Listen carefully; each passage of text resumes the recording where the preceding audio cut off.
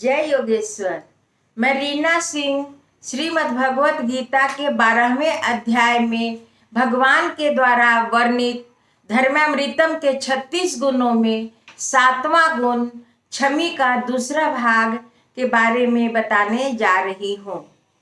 कुछ लोग जियो और जीने दो की बातें करते हैं, अर्थात जिसकी जितनी शक्ति है उसके अनुसार छलांग मारे। गौरैया गौरैया के बेग से और गरुड़ गरुड़ के बेग से उड़े। दोनों को आकाश में उड़ने का समान हक है, परंतु यह सिद्धांत नहीं बन सकता। इसमें समर्थ अधिक समर्थ बनता है और असमर्थ जी भी नहीं सकता। जियो और जीने दो का सिद्धांत यदि माँ ने स्वीकारी होती तो हम जी नहीं सकते। मैं भी जीऊंगी और तुम भी जियो, यह माँ का तत्व ज्ञान नहीं हो सकता। इस सृष्टि में यदि कोई सबसे निर्बल जीव है तो वह है मनुष्य। उसको चलना सीखने में 1 साल लग जाता है, जबकि गाय आदि के बच्चे जन्मते ही तुरंत चलने लगते हैं और स्वयं ही माँ का स्तन ढूंढकर स्तनपान करने लगते हैं। मानव संतान इतना निर्बल होता है कि माँ उसके मुंह को अपने स्तन के पास ले जाती है, तब वो जन्मांतर के अभ्यास से स्तनपान करता है।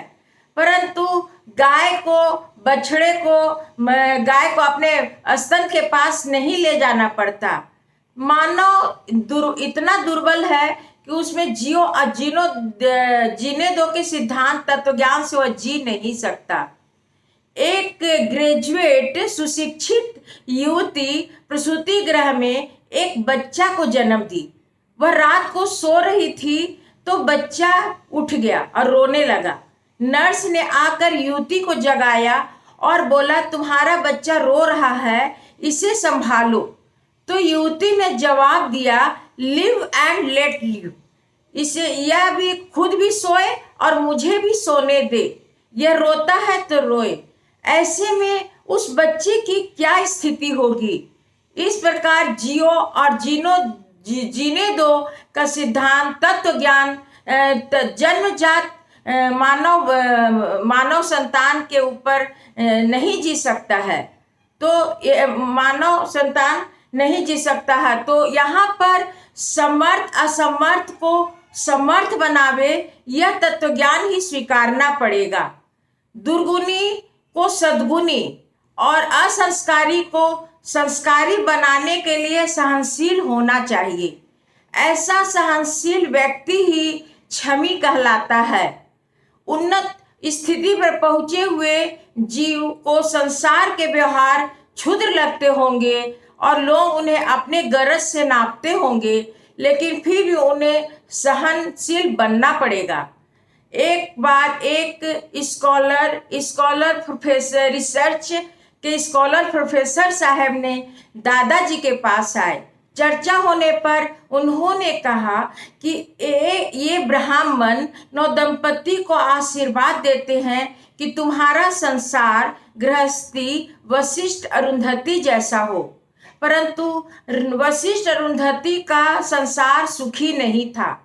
दादाजी ने कहा कि ऐसा तुम कैसे कह सकते हो। तो उन्होंने उस प्रोफेसर ने कहा कि उन लोगों के जीवन में वैचारिक मतभेद दिखाई देता है।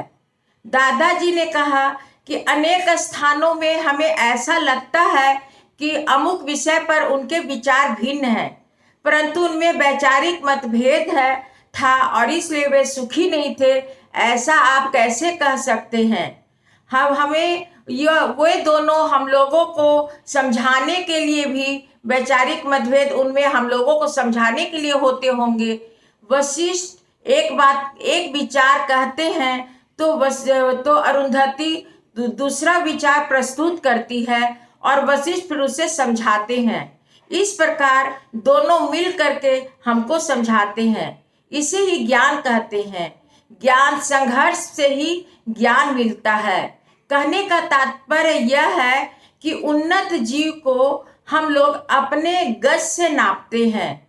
भगवान उन्नत जीव को कहते हैं कि जैसे जैसे तुम उन्नत होते जाओगे वैसे तुम्हें अधिक सहनशील होना पड़ेगा, क्योंकि लोग तुम्हें अपना जैसा समझेंगे और तुम्हें उन पर क्रोध नहीं आनी चाहिए। वे कितने भी मूर्ख और पागल होंगे पर वे सब मेरे हैं। ममे वासो जीव लोके, इसलिए तुम्हें सहनशील बनना ही पड़ेगा। धन्यवाद। यदि यह धार्मिक धारावाहिक अच्छी लगी हो तो लाइक कीजिए और अपने प्रिय मित्रों रिश्तेदारों को शेयर अवश्य कीजिए।